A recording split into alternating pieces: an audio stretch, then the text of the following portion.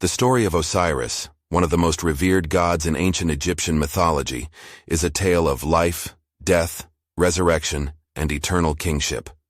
Osiris was a key figure in the Egyptian pantheon, associated with fertility, the afterlife, and the Nile's life-giving inundation.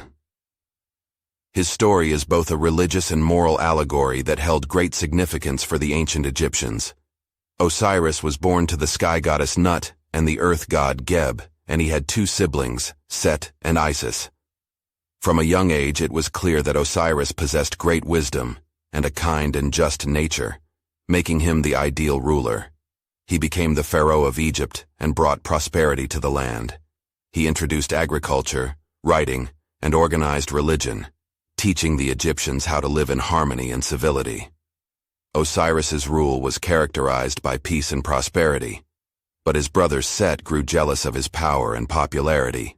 Set, the god of chaos and storms, conspired to overthrow Osiris. He crafted a beautifully ornate chest and offered to give it to anyone who could fit perfectly inside it.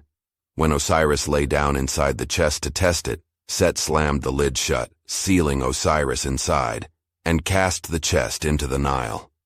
The chest floated down the Nile until it came to rest in a tamarisk tree near the city of Byblos in Phoenicia.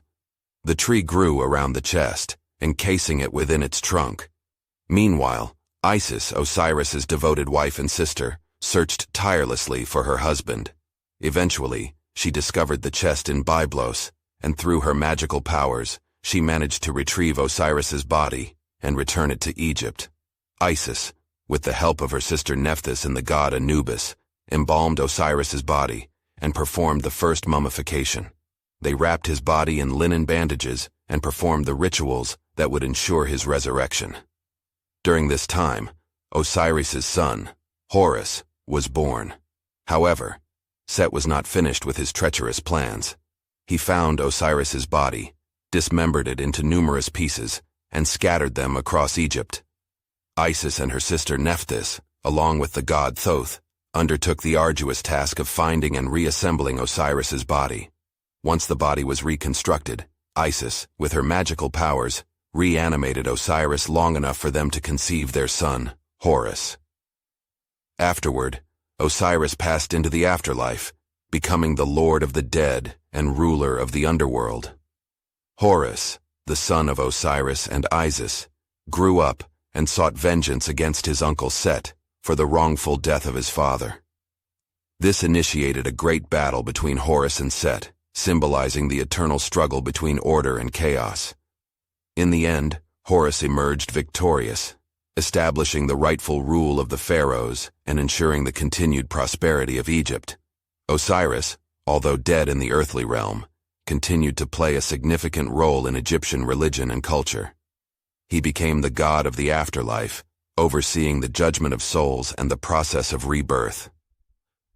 His story became a central theme in Egyptian funerary practices, with the belief that by following Osiris's example, one could achieve a blessed afterlife.